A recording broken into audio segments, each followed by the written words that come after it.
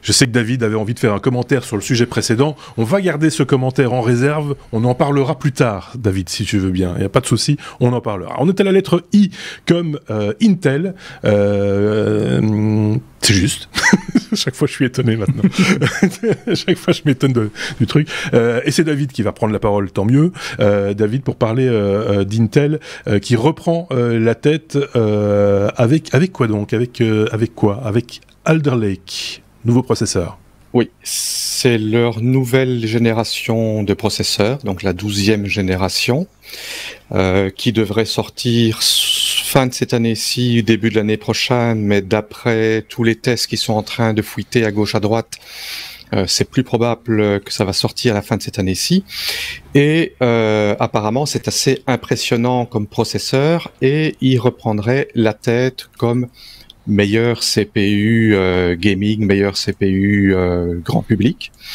Pour expliquer un peu ce qu'il y a de spécial avec ces processeurs-là, c'est que Intel, pour la première fois, adopte une architecture Big Little, un peu comme ARM faisait et fait toujours, c'est-à-dire avoir des cœurs processeurs qui sont très puissants et très avancés, mais plus gourmands en énergie, et des cœurs processeurs qui sont moins puissants, mais beaucoup plus efficaces.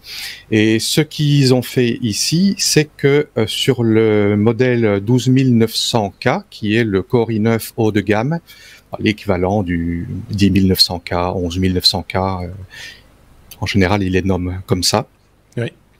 Ils vont avoir 16 cœurs, 8 cœurs puissants et 8 petits cœurs sur le côté. Les 8 cœurs puissants font de l'hyper-threading, donc ils ont en quelque sorte, ils peuvent faire deux opérations en simultané, ce qui fait que c'est 24 threads pour 16 cœurs, et ça semble être plus efficace que le Ryzen 9 5950X, qui était considéré comme étant le roi jusque maintenant, malgré qu'ils ont moins de cœurs.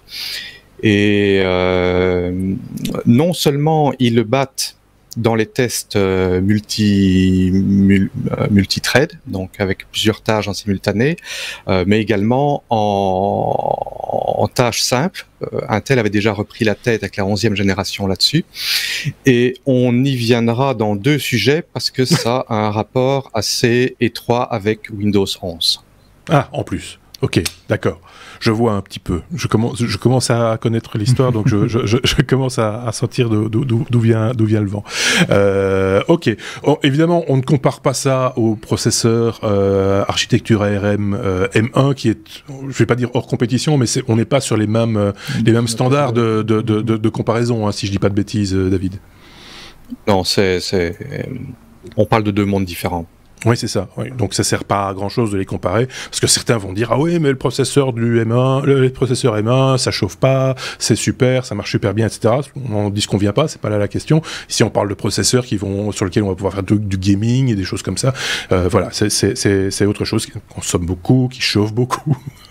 Je rajoute une couche. Par contre, il y a quand même quelque chose, c'est que les petits cœurs, donc les 8 cœurs basse consommation, sont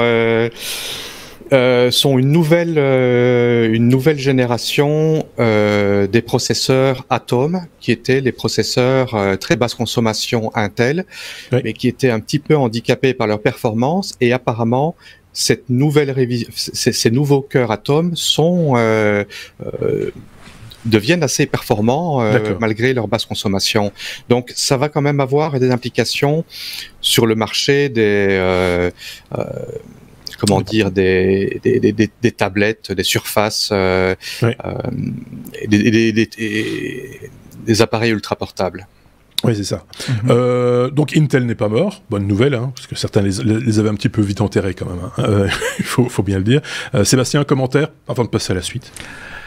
Juste c'est un moment, pardon, je tape dans mon micro en parlant, c'est un moment où Intel doit justement reprendre le dessus en matière de communication. Ouais. Ils ont été un peu malmenés en matière de communication, pas directement, mais par leurs différents concurrents. Et donc c'est un moment opportun pour eux de reprendre la com en disant, ben voilà, nous aussi on innove, on sort des nouveaux processeurs, les plus puissants sur tel segment de marché.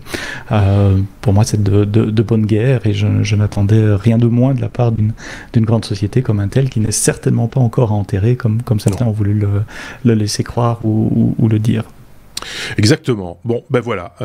Et ça, on ne va pas pour autant enterrer non plus le processeur. On n'enterre personne. Personne n'est enterré. Tout le monde est vivant, tout le monde va bien, et tout ça, c'est pour le plus grand bien du consommateur, j'ai envie de dire. Pas de son portefeuille, certainement pas, mais pour son bien à lui, oui, sans doute. Passons à la suite.